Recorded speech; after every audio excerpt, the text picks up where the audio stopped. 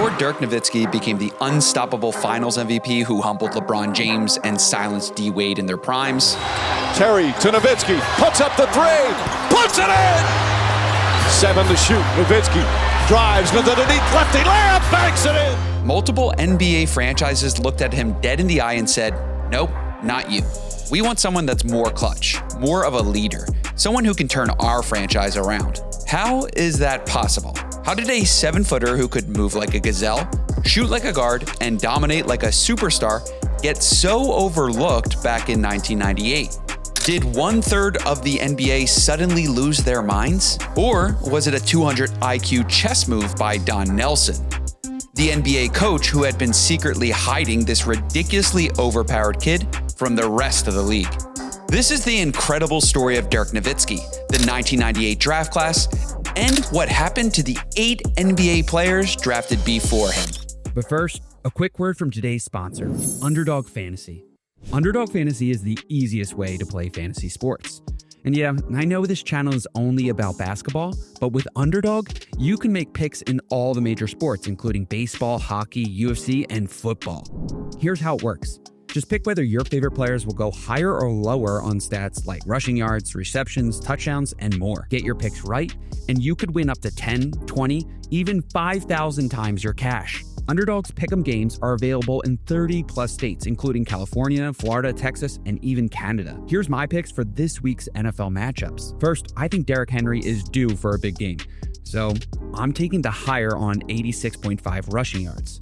Then, as a Philly fan, I'm immediately riding with my Eagles at home against the Broncos. I'm taking the higher on 79.5 rush yards for Saquon Barkley, the higher on 4.5 receptions for A.J. Brown, and closing with the higher on pass yards and pass TDs for Jalen Hurts. Throw $100 at it, and if I get all my picks right, I'll have a max possible payout of over $1,000. But I'm feeling a little unsure about that Derrick Henry pick, so I'm going to safeguard myself with a flex entry. Download the app today and sign up with promo code HHOOPS to score $100 in bonus funds or entries when you play your first $5.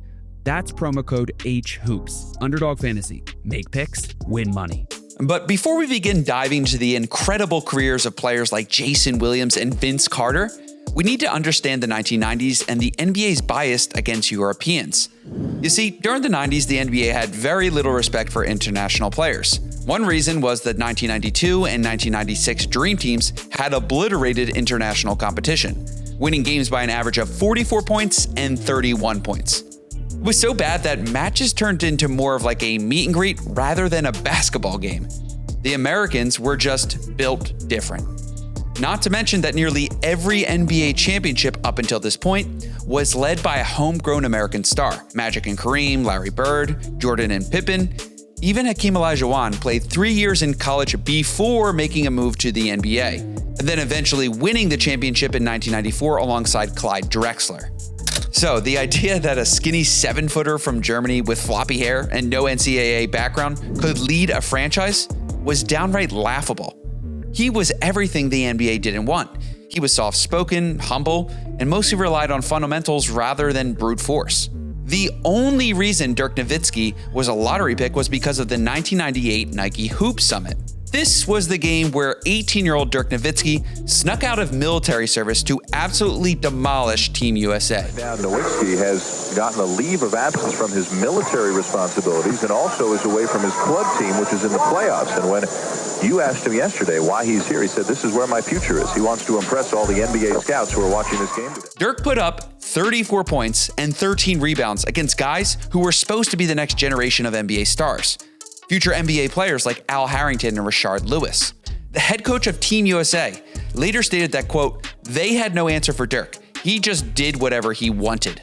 This debut should have solidified Dirk as a top 5 pick in the draft. But there were still major problems. One was that German law required military service for all 18-year-olds.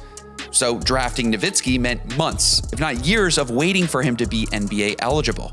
This terrified most teams. Plus, Dirk's own family and coaches believed he wasn't totally ready for the NBA. But what they didn't know is that the head coach and GM of the Dallas Mavericks was secretly watching him. There were just 2 in the gym. We were way up in the corner. Nobody knew we were there. Don Nelson was one of the very few people who utilized international scouting in the 1990s. He made contact with Dirk's family and convinced them that they'd build a team around him in Dallas, no matter how long it took for Dirk to get adjusted to the league. Why? Well, because according to him, Dirk was the most unbelievable young player he'd ever seen. He was the best high school player I'd ever seen. This secret exposure and connection gave Dallas a critical edge for the 1998 draft. Nelson instructed Dirk to cancel every NBA workout, then figuratively locked him away in a basement in Dallas, hiding him from scouts, media, and rival GMs like he was a state secret. And it actually worked. 8 different NBA franchises passed on him. And when you see some of the guys picked ahead of Dirk Nowitzki, especially this first pick in the 1998 draft, you'd swear that these GMs were scouting in the dark. With the first pick in the 1998 NBA draft, the Los Angeles Clippers select Michael Olowokandi from University of Pacific. At 7 feet tall and 270 pounds, Michael Olowokandi looked like he was built in a lab. He had the size, he had the stats. He had a breakout senior year at the University of Pacific with 22 points, 11 rebounds, and nearly 3 blocks per game. To the Clippers, he looked like a no-brainer. A late blooming big man with a body of David Robinson and just enough production to justify the comparison. But as you already know, looking the part means absolutely nothing in this game. Kandi entered the league with the expectations of a future star and left as one of the worst first overall picks in the entire NBA's history. In 9 years, he went through 3 different teams with career averages of 8.3 points and 6.8 rebounds. There were 0 All-Star selections and no playoff relevance. The reasons behind his failure in the league were down to his chronic knee injuries and multiple surgeries. He missed hundreds of games and never averaged double digits again after his best season at 12.3 points. What's ironic is there is one game that captures Kandi's career in full. That was in 2000 when the Clippers faced the Lakers. In that game, Kareem Abdul-Jabbar is sitting courtside in an advisory role, trying to coach Kandi on how to guard Shaquille O'Neal. These were the minutes that Kareem was never gonna get back, because Shaq absolutely annihilated Kandi physically, emotionally, and statistically.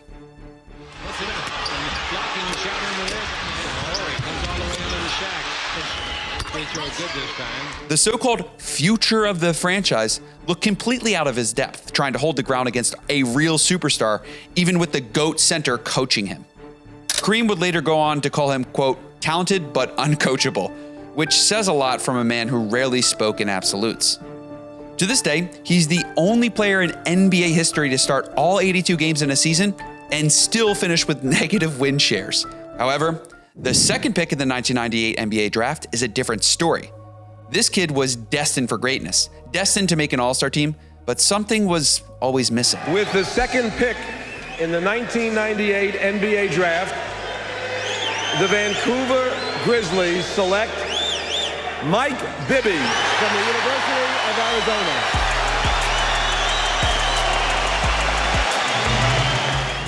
As a freshman, Mike Bibby led the Wildcats to the 1997 NCAA championship and nearly matched the all-time assist leader in the Final Four. By his sophomore season, he was averaging 17 points and nearly 6 assists, earning Pac-10 Player of the Year and first-team All-American honors. The scouts saw him as Jason Kidd with a jumper, an elite ball handler with a polished scoring and distribution blend that easily made him a top 5 pick. This guy had everything you'd want in a guard. Now, despite him not wanting to play in Canada, the Grizzlies snatched him up quickly. In his first 2 seasons, Mike averaged double-digit points and ran the offense like a seasoned vet. And a 3 by Bibby. Developing. Bibby looking at finishing. And it's a Bibby for 3. This is the guy you'd want to have as your franchise starter. However, Mike did face an uphill battle as he got stuck in a dysfunctional locker room and was forced to carry a team that won 8-42. Nevertheless, his career absolutely flourished after a 2001 trade to Sacramento. From 2001 to 2008, Bibby averaged 17.6 points and 5.4 assists, playing a key role in the Kings' 2002 Western Conference Finals run and multiple playoff appearances. In Game 5 of the 2002 Western Conference Finals, he had a complete game under pressure, logging 43 minutes and scoring 23 points on 9 of 17 shooting. With 3.6 seconds left, Bibby hit a clutch jump shot over Rick Fox, putting Sacramento ahead and sealing the win. But in Game 6, Bibby became a part of the most tainted game in NBA history. Having words, many testy moments here. Kobe Bryant getting involved. He had something to say that Vlade Divac earlier. It was Weber and Bryant and Ted Bernhardt. Late in the fourth quarter, with Sacramento up, Mike was guarding Kobe when Kobe did the unexpected. And it's a one-point game. So, Turkoglu is able to hit on the drive. And here's Christie on the... Kobe Bryant just casually elbowed Mike Bibby in the face. There was no whistle, no review. And Bibby claimed from that moment, he knew it was all rigged. Chucky Brown put me, so like, Mike, if they're bringing a certain crew, it's going to go a certain way. I was like, man, bullshit, man. It's the NBA. Ain't no way. We're up 20 points every game, man. Ain't nothing, even if they do, ain't could stop. Right. And so just watching that, man, just seeing it, looking back now, that shit makes me sick, man, because I think that could have been our championship. I think it was. The Kings were young, smart, and built to win, but they weren't the Lakers. And at that moment, it felt like the NBA didn't want them to advance. Now, after Sacramento, Bibby bounced around teams like the Hawks, Wizards, Heat, and Knicks as age and his athleticism declined. He never made an All-Star team and never made an All-NBA roster. But he was respected as a clutch, cerebral floor general. He never panned out for the Grizzlies, but that's probably a good thing because Mike Bibby had a solid 14-year NBA career elsewhere. Now, this third pick in the 1998 NBA draft was an athletic, floor-spacing big man who was way ahead of his time. His name is Dirk... Oh, wait, no, it's not. With the third pick in the 1998 NBA draft, the Denver Nuggets select Raef LaFrentz from the University of Kansas. Raef LaFrentz was the NBA's idea of a modern NBA big before the NBA was ready for it. In theory, you could call him a stretch five before centers could really shoot. Taylor using the left hand. Fights on the defensive end for Dallas. He was a 4-year starter at Kansas, playing a key role in the team's success. At 6'11", he combined size with versatility, averaging nearly 16 points, 9 rebounds, and 3 blocks per game.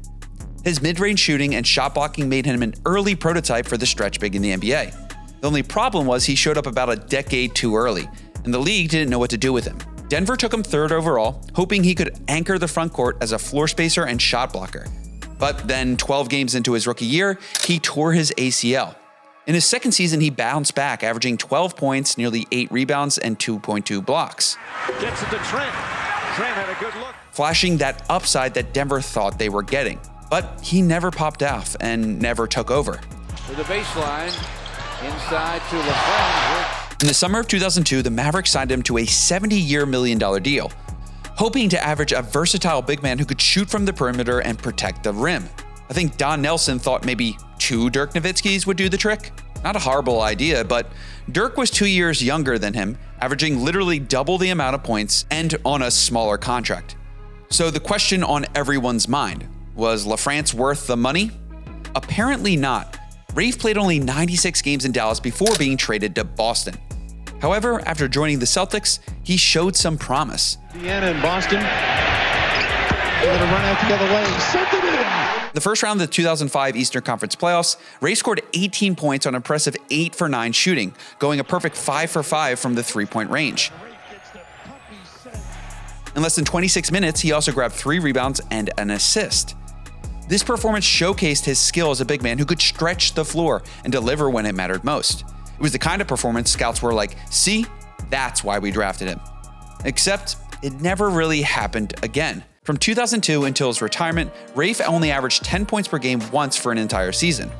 Unfortunately, he will probably always be remembered as a stretch big ahead of his time, a skilled shooter and shot blocker who teased star potential but never really put it all together.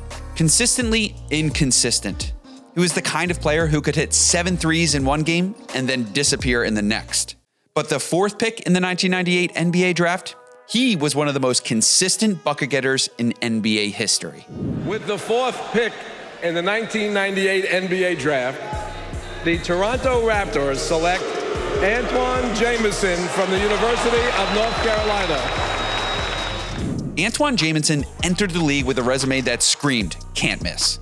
Naismith Award, Wooden Award, 2 Final Fours with North Carolina, Jamison averaged 22 points and 10 rebounds a night his senior season, and earned the reputation as one of college basketball's most unstoppable scorers. Toronto took him 4th overall, and then immediately shipped him off to Golden State in exchange for his teammate and close friend, Vince Carter. That trade would come to define both of their careers. Vince became a cultural icon in Toronto, and Antawn Jamison became a scorer, quiet, efficient, and ultimately underappreciated. He could get you 20 a night without ever seeing a single clean jumper. He mastered awkward angles and impossible timing. By the end of his 16-year career, Jamison had put up over 20,000 points, averaged 18.5 points per game, and made 2 All-Star teams. His finest moment came in 2000, when he dropped 51 points on the Lakers.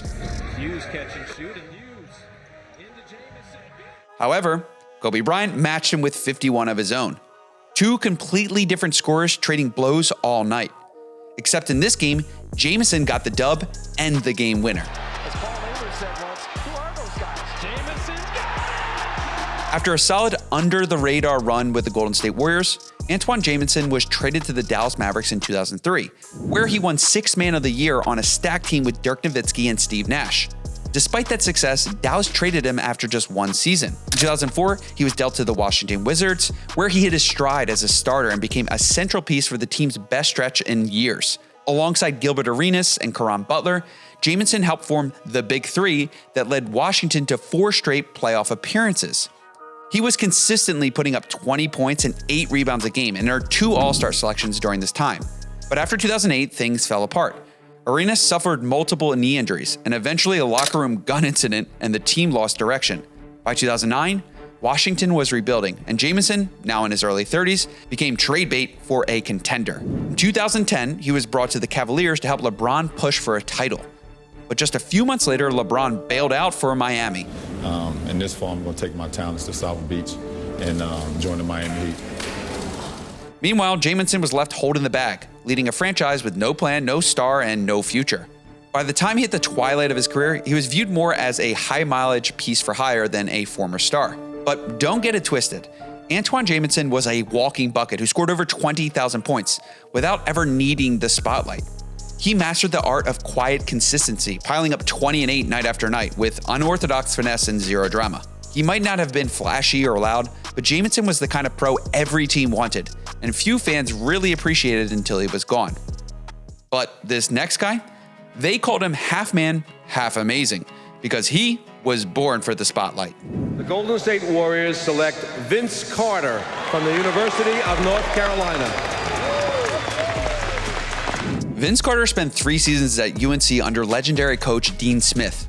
Initially, he was overshadowed by Antawn Jamison's greatness, but his athleticism and scoring earned him all ACC honors both as a sophomore and junior.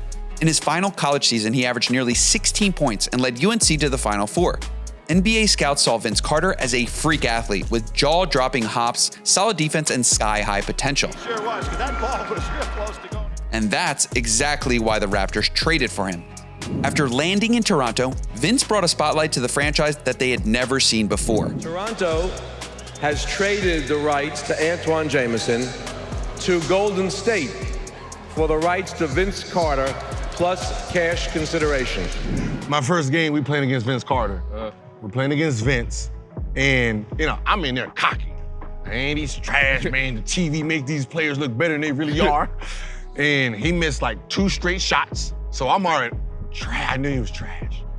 And then he got mad, and then got in the post spin move and cocked it. Oh, boom, right?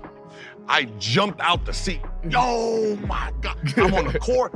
Joe, y'all see that? And then I had to realize I was in the NBA. Like, oh. Vince's rookie season was cut to 50 games by the lockout, but he still averaged 18, 6, and 3 with highlight dunks and surreal body control. Toronto went 23 and 27, yet Vince won Rookie of the Year in a landslide. Overnight, the Raptors realized they drafted a star, a guy who sold tickets, jerseys, and put Canadian basketball on the map.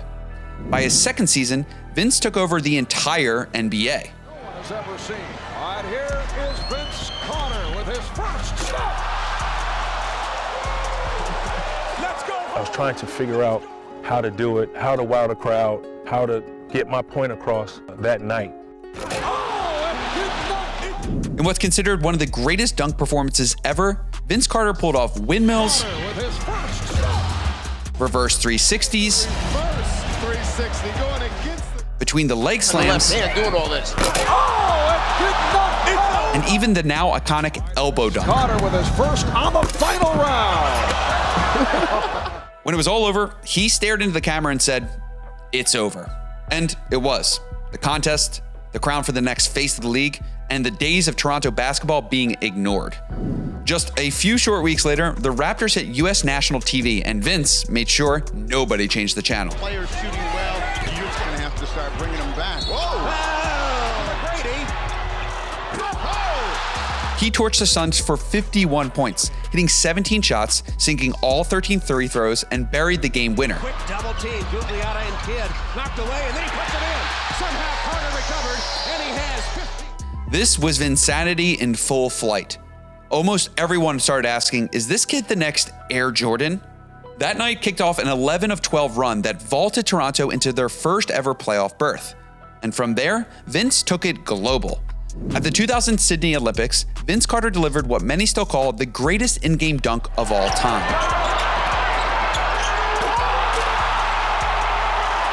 This dunk was so nasty, so treacherous that it's called the dunk of death, because it literally ended this Frenchman's NBA career. But Vince Carter only kept rising.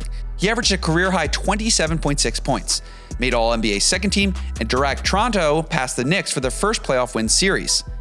Then he pushed Iverson's Sixers to 7 games in the East semis.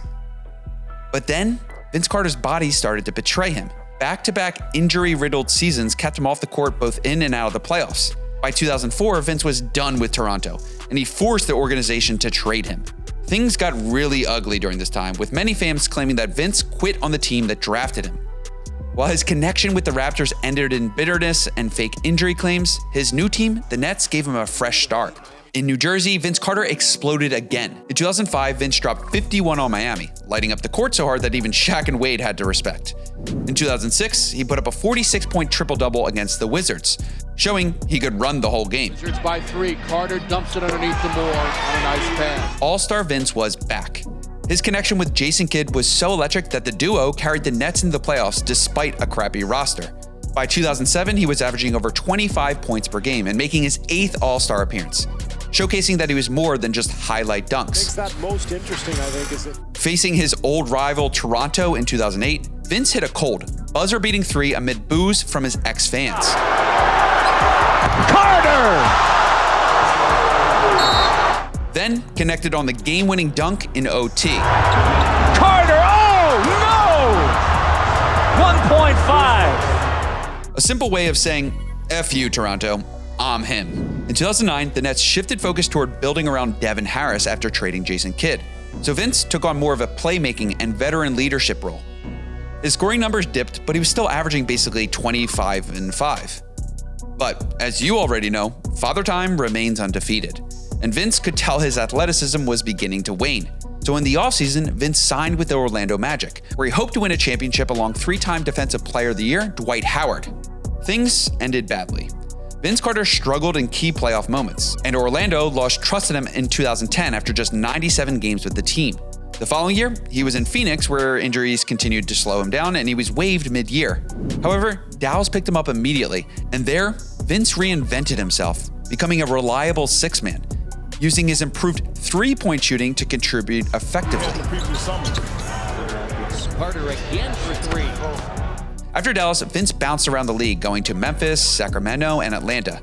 He ended his career as a veteran leader and three-point floor spacer. Over his 22-year career, Vince Carter was an 8-time All-Star, Rookie of the Year, and Dunk Contest champion. He scored over 25,000 points, made more than 2,200 three-pointers, and set a record playing over 1,500 games spanning 4 decades. Vince Carter's journey is a textbook example of adapting from an explosive rookie to a franchise star to a seasoned veteran contributor. He was a cultural icon, an all-time dunk legend, and carried the NBA for years. He never won a championship, which is sad for such an electric talent. But that's nothing compared to what tragically happened to the guy drafted just 1 pick after him in 1998. The Dallas Mavericks select Robert Traylor from the University of Michigan.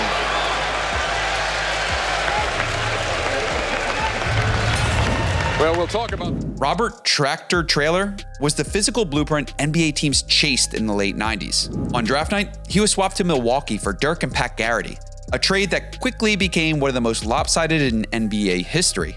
In his rookie season, Traylor played 49 games for the Milwaukee Bucks, starting 43 of them. He averaged 5.3 points and 3.7 rebounds, shooting 53%.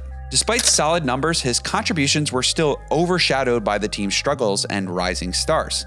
The following season, his role got shrunk drastically.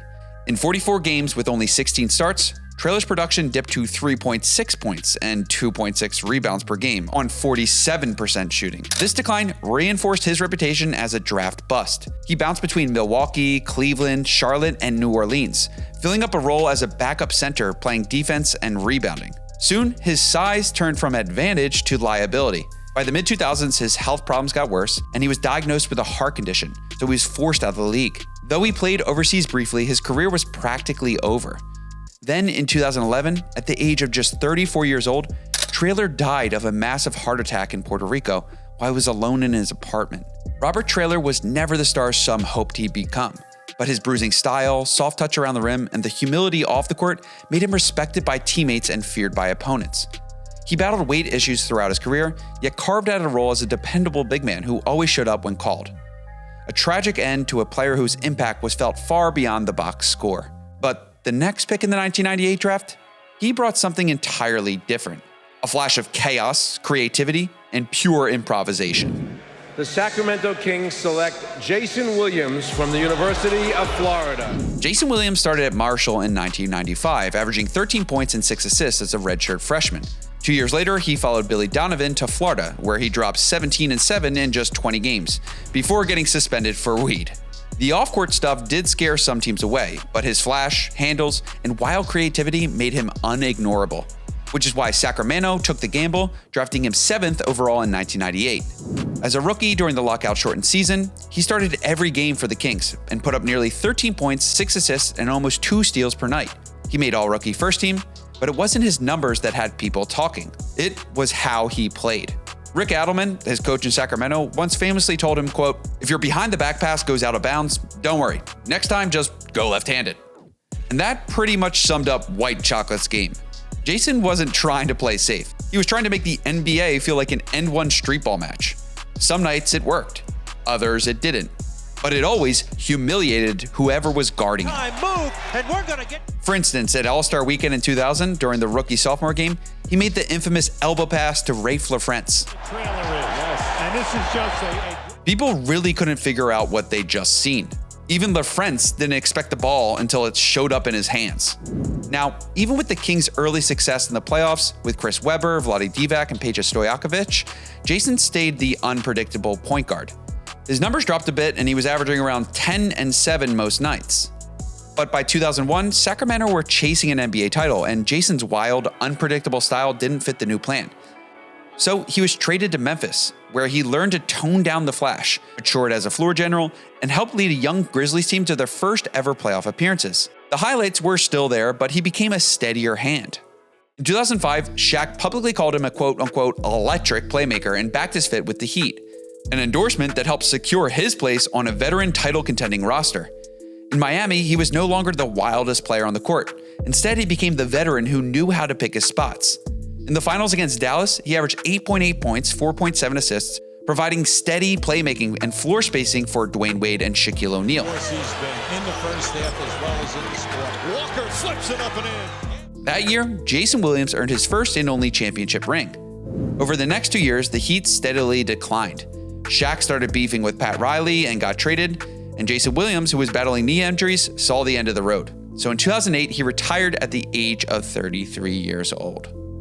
But then, he pulled an MJ and unretired in 2009. He spent a full season with Orlando playing as a backup point guard. Then, just 11 games with Memphis before finally calling it quits in 2011. Over his 12 NBA seasons, Jason Williams averaged 10.5 points and nearly 6 assists per game. He never made an All-Star team, and his stat sheet barely tells his story. But that's not what people remember him. They remember the no-look passes, the elbow pass, and the reckless genius. This guy was basically built for the highlight reel, and his YouTube compilations still get millions of views to this day. The handle, coughs it up right to Jason Williams. Williams crosses over, loses Gary, drives into the lane. Now, what about the 8th pick, the man who got chosen before Dirk Nowitzki? The Philadelphia 76ers select Larry Hughes from St. Louis University. Larry Hughes was a one-and-done standout at St. Louis University. He averaged nearly 21 a game, 5 boards and 2 steals, and dragged the Billikens to an NCAA tournament which they hadn't sniffed in years. He was all energy and arms, a long twitchy guard with pogo legs and defensive instincts that couldn't be taught. He was the National Freshman of the Year, and not in a weak class either. On draft night, Philly had the 8th pick, and Coach Larry Brown was enamored by Larry's pre-draft workouts. In theory, the fit made sense for the Sixers. Allen Iverson would do the scoring, and Hughes would be the slasher and defender next to him. J.R. Smith trying to aggressively attack the rim. They'd hound backcourts, run in transition, and play above the rim. But it didn't really pan out. 2 seasons with the Sixers, Hughes averaged under 10 a game. Couldn't really find his rhythm next to Iverson's high-usage isolation style. He was moved after just 100 games. Golden State picked him up in 2000, and that's where things started to look interesting. In just 32 games with the Warriors, Hughes suddenly looked like the guy people imagined when they drafted him, averaging nearly 23 points per game, 6 boards, and nearly 2 steals. He was aggressive, confident, and flying around on both ends of the court. The best chapter of his career came in Washington. From 2002 to 2005, alongside Gilbert Arenas and Antawn Jamison, Larry hit his stride. That 2004-2005 season, Hughes put up 22 a night and led the entire league in steals. That's close. Finally earned his first team all-defense. For a brief moment, he was exactly what teams thought they were getting in 1998, a two-way disruptor with just enough offense to tip games. The next season, Cleveland came calling with a contract of roughly $70 million over 5 years, just to be LeBron's backcourt mate.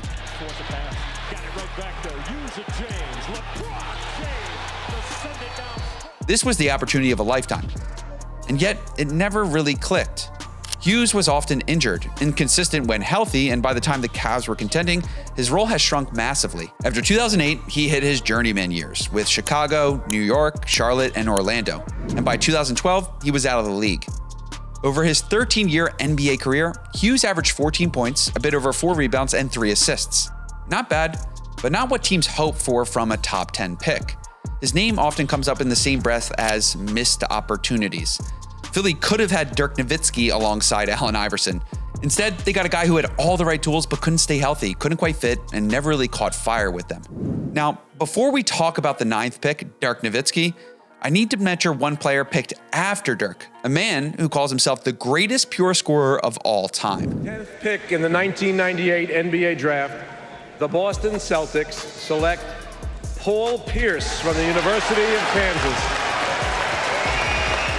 Paul Pierce was supposed to be a top 5 pick. He spent 3 seasons at Kansas, averaged over 20 a game as a junior, and had every tool that usually gets you rewarded on draft night. And yet, 9 teams looked the other way, mostly because he didn't take his pre-draft seriously. But Boston took the risk, and Paul Pierce immediately made the league pay for their hesitation. As a rookie, he averaged nearly 17 points in a lockout season, made all-rookie first team, and looked like Boston's long-awaited franchise piece. Within 2 years, he was pouring in 25 a night and playing all 82 games. As we know from the past. Pierce to the back. By 2002, he dragged the Celtics to the Eastern Conference Finals and earned his first All-Star nod. In the 2023 playoffs, 25-year-old Paul Pierce was coming off a near finals run. As the 6th seed underdogs, they stole Game 1 in Indiana behind Pierce's 40-point masterclass, scoring Boston's final 12 points. Foster defensively at 3. Percentage is right up there. Jets Foster gets Pierce the shot. In Game 4 at home, they were down nearly 16 in the third. So Paul Pierce simply torched the Pacers for 21 points on 7 of 8 shooting in the quarter, bearing threes and flipping the game on its head. Into the paint, fade away. From 2000 to 2006, Paul Pierce was one of the most durable scoring wings in the league. He dropped 26.8 points in 2006, hit big shots, talked his trash, and lived up to the nickname The Truth, given to him by Shaquille O'Neal after torching the Lakers for 42. He played hurt, he played angry, and he never once ducked the spotlight, even when Boston kept missing the playoffs. In 2007, frustrated and done with carrying a depleted roster, he asked for help or for a trade. What came next was a gift from the basketball gods. Showing up was both Kevin Garnett and Ray Allen. The 2008 Celtics were a powerhouse, and Paul Pierce could now finally deliver. He dropped 41 on LeBron in Game 7 of the second round, outdueled Kobe in the finals, and won Finals MVP as Boston lifted their banner 17. Yeah. I got a lot of love in this building. We've been going to hear for a long time about all the teams who passed. After his prime, his scoring numbers dropped slightly, but Pierce never really fell off. He still got his buckets and held it down for 5 more seasons before Boston finally broke up the core in 2013. Pierce spent his twilight years in Brooklyn, then Washington, then LA. But it was always Boston where his legend was built. He finished his career as a 10-time All-Star, 4-time All-NBA selection, and Finals MVP in 2008. He became exactly what teams hope for when they draft a number 1 pick. That's what makes his slide in the 1998 draft class so bizarre. He was more NBA ready than almost every name drafted ahead of him. In that sense, his story is similar to Dirk's. Paul Pierce's play style didn't make sense, and neither did Dirk Nowitzki's. And boy, I'm sure LA, Memphis, and Denver are still kicking themselves for missing both of these NBA legends. Which finally leads us to the 9th pick in the 1998 NBA draft. The 9th pick in the 1998 NBA draft, the Milwaukee Bucks select Dirk Nowitzki from Würzburg, Germany. On draft night, Milwaukee thought they pulled a smart move by swapping an unproven German kid for Robert Traylor, a college star with size, hype, and American pedigree. Meanwhile, Don Nelson and the Mavs knew for a fact that they won the trade. He was the best high school player I'd ever seen. Dallas decided to build around Dirk and this new idea of playing through a stretch big. They brought in this guy, who was Dirk Nowitzki's eccentric mentor and biomechanics coach, whose training methods looked nothing like the NBA norm. Still, the Mavericks embraced it as they gave Dirk room to grow outside of the American cookie-cutter mold. Not only that, but they also protected him structurally. Michael Finley set the tone in the locker room, and Steve Nash handled the playmaking. Coach Don Nelson redesigned the offense to highlight Dirk's strengths, which were trailing threes, pick and pops, and high post isolations. And despite all this, in his rookie year, Dirk looked like he was lost playing in the NBA. In 47 games, he averaged just 8.2 points and 3.4 rebounds per game, shooting 40% from the field and 20% from 3. He often looked overwhelmed, especially on defense. To most fans and analysts, Dirk was proving exactly what they already believed. European players just weren't cut out for the NBA. But the Dallas Mavericks stayed patient, and Dirk continued to work on his craft. In his second season, he improved his scoring to 17.5 points and 6.5 rebounds a night, officially becoming Dallas's primary scoring option. He played all 82 games, shot nearly 40% from 3, and had multiple 30-point nights. This jump signaled to the league that this 7-footer wasn't just a tall guy with a jumper. He was going to be a legit problem. In 2000, his numbers ballooned up again. Nearly 22 points, 10 rebounds per game. His shooting, rebound, and confidence hit another tier. By 2001, Dirk had the NBA fully figured out. That year, he became an all-star, averaging nearly 24 points and 10 rebounds per game. That's something he would continue for the next 10 years in a row. During that time, he led the Dallas Mavericks to the playoffs year after year, forming a lethal offensive duo with Steve Nash, and then carrying the team solo after Nash left in 2004. In 2006, Dirk took the Mavs all the way to the NBA Finals, only to suffer a crushing collapse against the Miami Heat. Rebound Wade!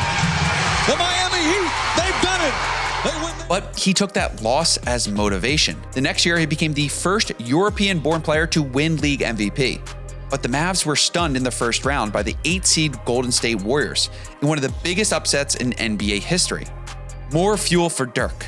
But for a while, it looked like Nowitzki might go down as one of the greats who never got over the hump. Until 2011, when he authored one of the most legendary playoff runs ever. He beat the Kobe Bryant-Paul Gasol Lakers, outdueled Kevin Durant's Thunder, and then got revenge on Miami's new super team of LeBron James, Dwyane Wade, and Chris Bosh to win his first and only championship, earning Finals MVP in the process. From there, Dirk entered the twilight of his career, still putting up solid numbers, but slowly transitioning into more of a mentor and icon. He became just the 6th player in NBA history to score over 30,000 career points, all with one franchise, a testament to his loyalty, longevity, and quiet greatness. Dirk retired in 2019 after 21 seasons in Dallas, the longest tenure with a single team in league history. Looking back, I find it inspiring to see the 1998 draft class and every criticism Dirk Nowitzki faced and then somehow overcame. Pre-draft, they said he was too weak for the NBA. They were wrong. When he was dominating the early 2000s, they said Europeans can't win MVPs. Sorry, haters. When he led Dallas to the finals in 2006, they said he wasn't clutch enough. True, but only for a moment. Then in 2011, he went on the greatest finals run in NBA history.